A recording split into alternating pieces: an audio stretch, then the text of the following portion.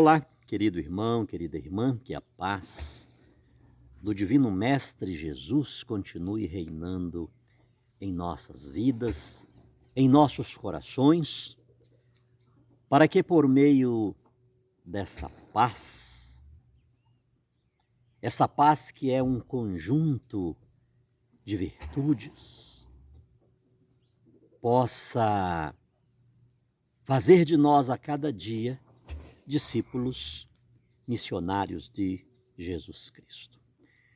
Vou retomar um pouquinho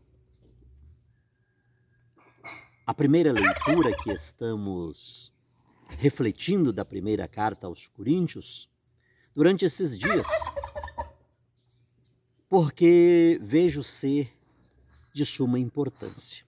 Claro, sem menosprezar em nada a liturgia de hoje, a liturgia desta segunda-feira.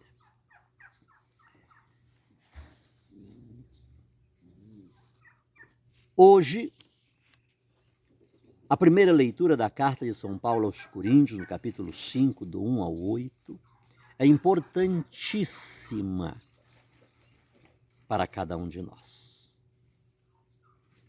Irmãos, é voz geral o que está acontecendo entre vós. Um caso de imoralidade, e de imoralidade tal que nem entre os pagãos costuma acontecer. Um dentre vós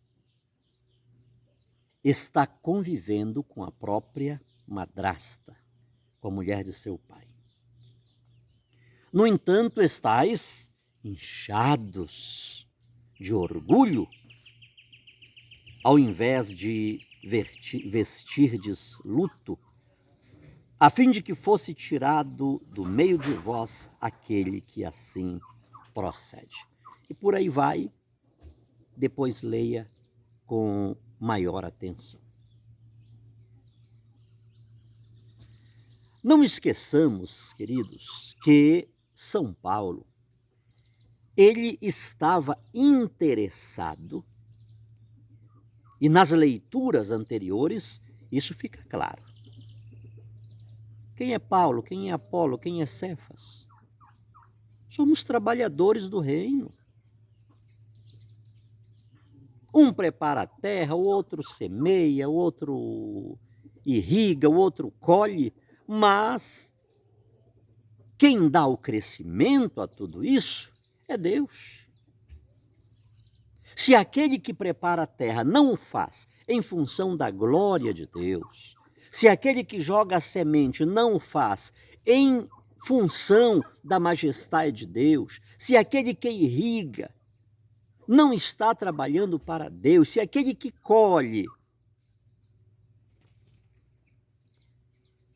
está com segundas intenções, isso de nada adianta.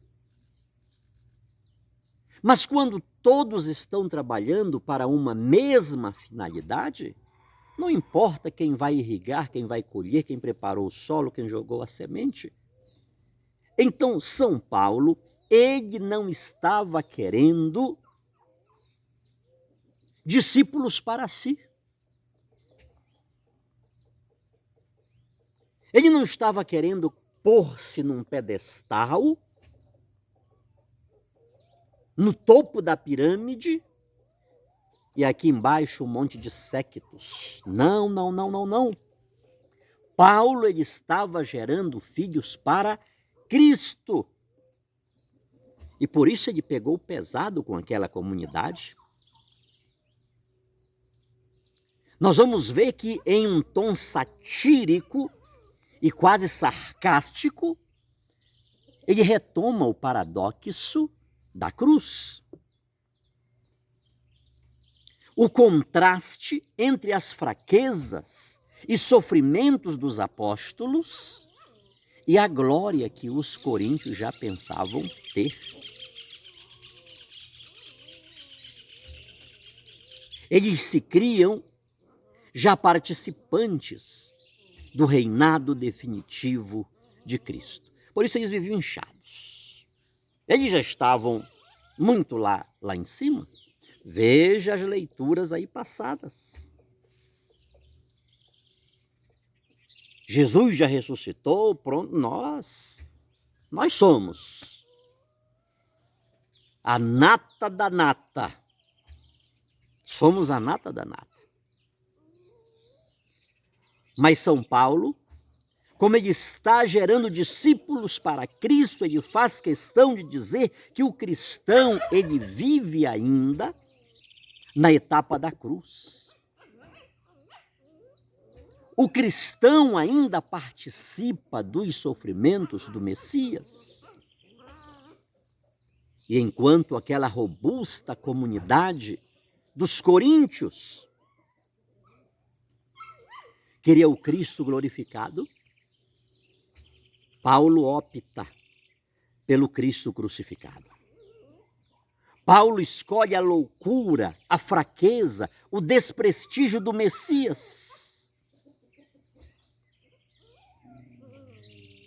Porque ele tinha consciência que a glória de Cristo, a ressurreição de Cristo, a transfiguração de Cristo, a majestade de Cristo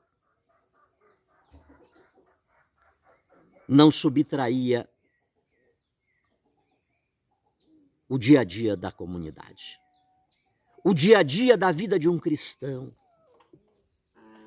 que é tropeçando, caindo, levantando-se, enfrentando os piores desafios. São Paulo, ele tinha a cabeça em cima do pescoço.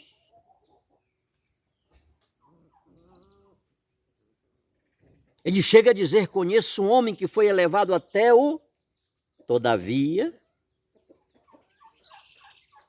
ele não vivia inchado, cheio de si, cheio de orgulho, pelas experiências místicas que ele tivera.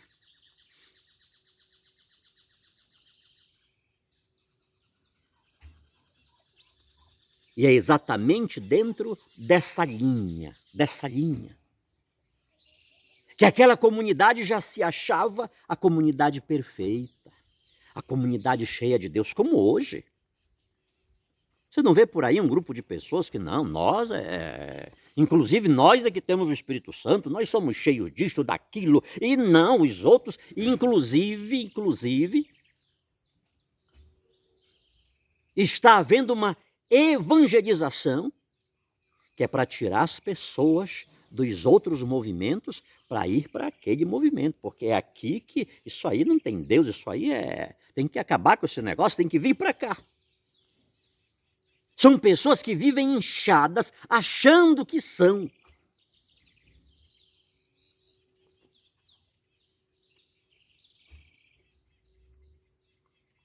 Isto é sério, queridos. Isto é extremamente sério, até porque esse dizer que são, esse inchamento, leva o nome de Deus, de Jesus Cristo, do Espírito Santo, de Nossa Senhora. Se tinha alguém que tinha todos os motivos para ser inchada, para ser orgulhosa, foi aquela que carregou o rei no seu ventre.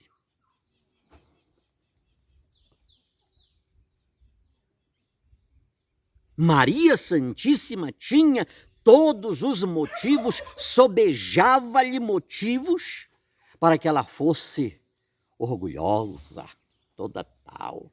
Quem mais foi cheia do Espírito Santo, senão Maria Santíssima? A única pessoa que por 3 vezes foi repleta do Espírito Santo. Na Anunciação, na Visitação, em Pentecostes.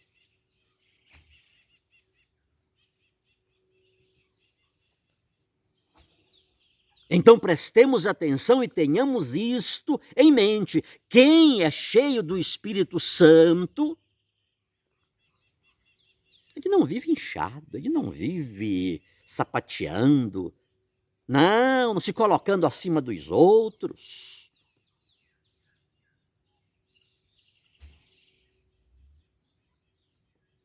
São Paulo ele pega pesado. Por isso que disse, veja as leituras aí passadas, em um tom satírico e quase sarcástico, ele retoma o paradoxo da cruz.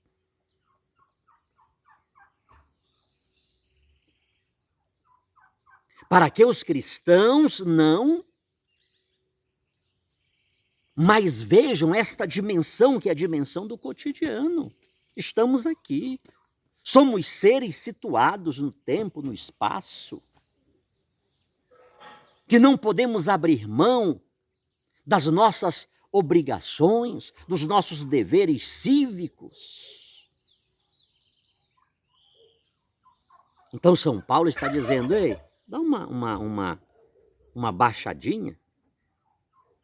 Ele chega a dizer, oxalá vós reinasseis, para que nós também, os apóstolos, reinássemos com vocês. Tal era a arrogância daquela comunidade. E é exatamente nesta linha de superioridade, de ostentação espiritual,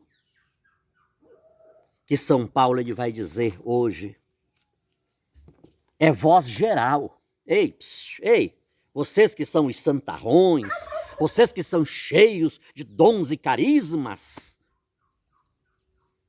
que ninguém mais tem o Espírito Santo a não ser vocês. São Paulo diz assim, ei, é voz geral.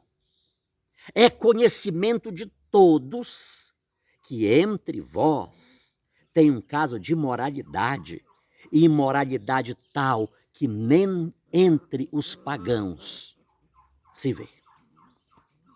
Aí no meio de vocês estão querendo apontar o cisco do olho do outro, quando vocês estão com uma trave na de vocês.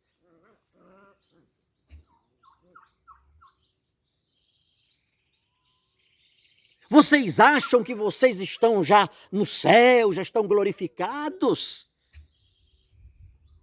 E eu tenho uma para dizer para vocês, é geral.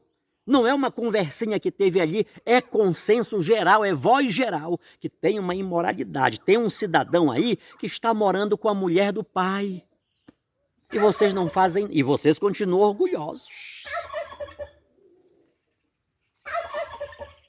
Vocês continuam inflados, inchados. E nada fazem para tirar o cidadão daí. Nada fazem.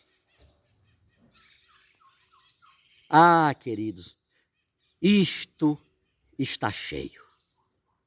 Isto está cheio. Repito-me, mesmo assim, é fácil apontar o dedo, é fácil julgar, é fácil excluir, é fácil determinar. As piores determinações.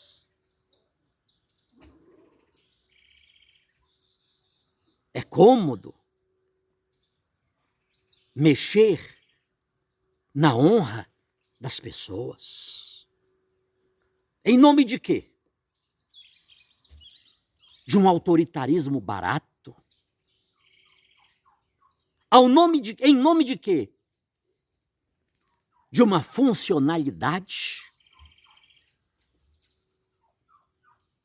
Porque geralmente quem assim procede são pessoas funcionais, robóticas, engessadas em si.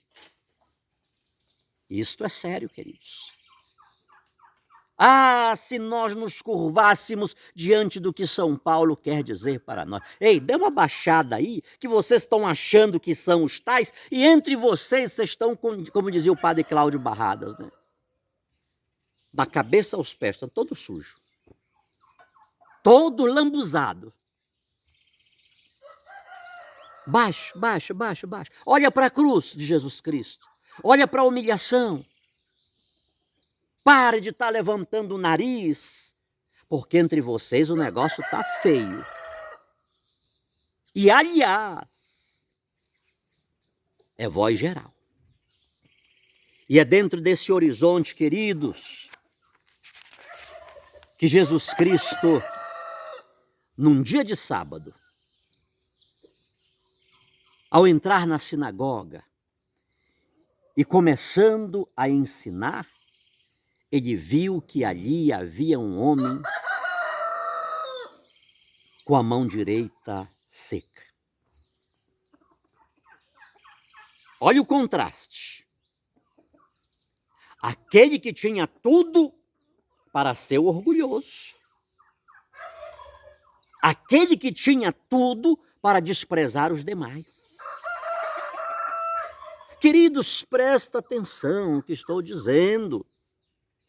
Essas pessoas que dizem que são cheias do Espírito Santo, cheias de Jesus Cristo, cheias de Nossa Senhora, que mete Jesus, que mete Nossa Senhora nessa pouca vergonha,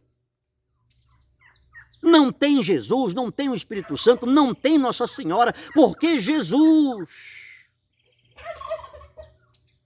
é o oposto de tudo isto. Olha aqui.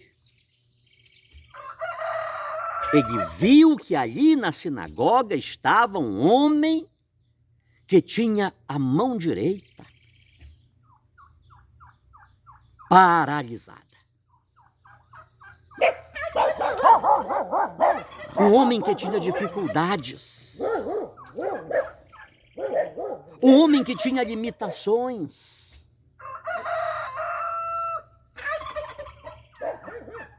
E ele pega exatamente aquele homem e o coloca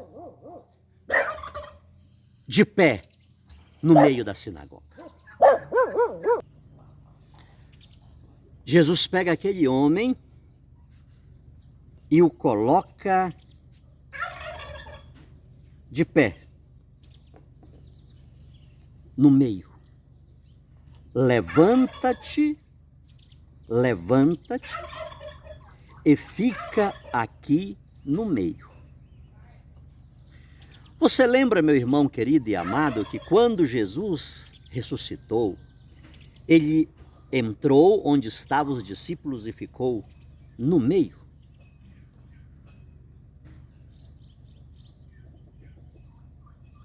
Aqui tem uma profundidade teológica que a gente deixa passar. E agora Jesus, mas vamos ver o versículo antes. Jesus, porém, o 7, os mestres da lei e os fariseus o observavam para verem se Jesus iria curá-lo em dia de sábado. Pense nas pessoas religiosas, nas pessoas cheias de Deus. Pense, dá uma olhada nisto aqui. Observa o que já falei anteriormente. Os mestres da lei e os fariseus o observavam para verem se Jesus iria curá-lo em dia de sábado e assim encontrarem motivo para acusá-lo.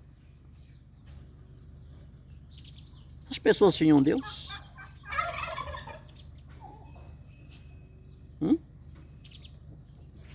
Essas pessoas reproduziam aquilo que elas diziam ser? O que elas queriam fazer com Jesus? Queriam achar motivos para destruí-lo, para acusá-lo. Jesus, porém, conhecendo os seus pensamentos, disse ao homem da mão seca: levanta-te e fica aqui no meio. Ele se levantou e ficou de pé.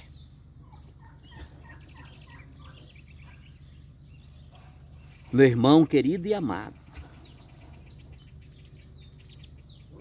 a religião que não vê o ser humano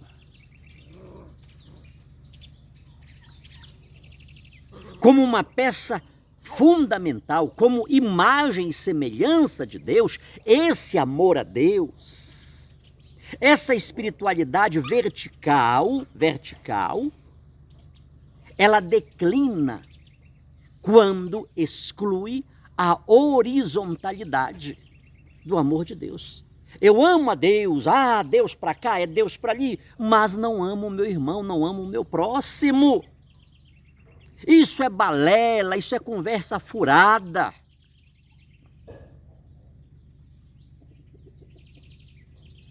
Isso não tem nada a ver com Jesus Cristo, com Nossa Senhora, com o Espírito Santo. Não tem nada a ver com a Igreja de Jesus Cristo. Quem diz que ama a Deus, a quem não vê, e aborrece o seu irmão a quem vê, é mentiroso. Jesus pega o homem e o coloca no meio. Disse-lhe Jesus: eu vos pergunto, o que é permitido fazer no sábado? O bem ou o mal? Salvar uma vida ou deixar que se perca?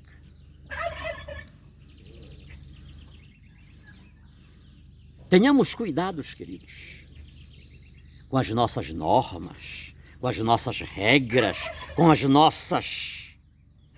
Jesus pergunta hoje para mim e para você também: o que é permitido fazer no dia de sábado?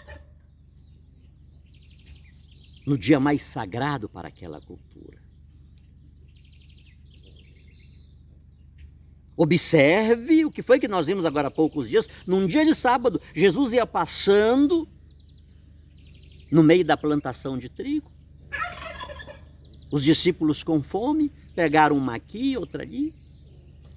Fizeram um amontoado contra Jesus. Não é permitido. Eles confundiram a colheita de uma safra com uma necessidade emergencial.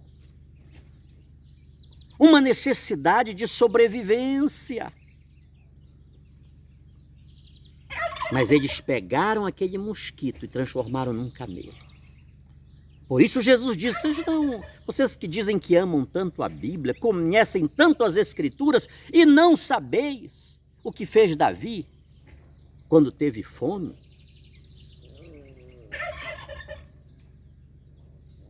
É dentro desta linha que Jesus está dizendo o que é permitido fazer no sábado. O que é permitido fazer no sábado? Os nossos cultos, como eles são? Eles são cheios de rivalidades, de aqueles encaixotamentos, de besteira.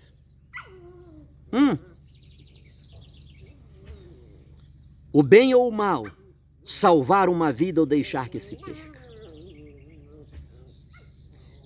Então Jesus olhou para todos os que estavam ao seu redor e disse ao homem: estende a tua mão. O homem assim o fez, e sua mão ficou curada. Versículo 11, para terminar. O que é permitido fazer no dia de sábado? O bem ou o mal? Salvar uma vida ou deixar que se perca? A resposta é clara, é o bem, é salvar. Eles sabiam daquilo. Jesus cura o homem, mas eles optam por fazer o mal. Quer ver? Eles ficaram com muita raiva porque Jesus curou o homem. E começaram a discutir entre si sobre o que poderiam fazer contra Jesus. Tenhamos cuidado, porque isto se repete a cada dia, a cada instante. O que é permitido fazer no dia de sábado? O bem, salvar. Eles sabiam daquilo. E Jesus salvou, e Jesus curou, e Jesus restaurou. Todavia, eles optaram para fazer o mal. Ficaram com raiva, descontentes, e começaram a programar o que iriam fazer para destruir com Jesus Cristo. Cuidado, meu irmão, que tem muita gente lutando para me e te destruir. Nenhum bem fica impune, nenhuma caridade fica impune. Não pense que nós somos punidos porque cometemos um crime, cometemos um pecado. Não, não, não. A caridade, o bem, quem acolhe madalenas e filhos pródigos, tem um preço a pagar. Jesus pagou esse preço. Os santos e santas pagaram-no. E não será diferente conosco. Sobre todos nós, hoje e sempre, a bênção desse Deus Todo-Poderoso, que é Pai, Filho e Espírito Santo. Amém.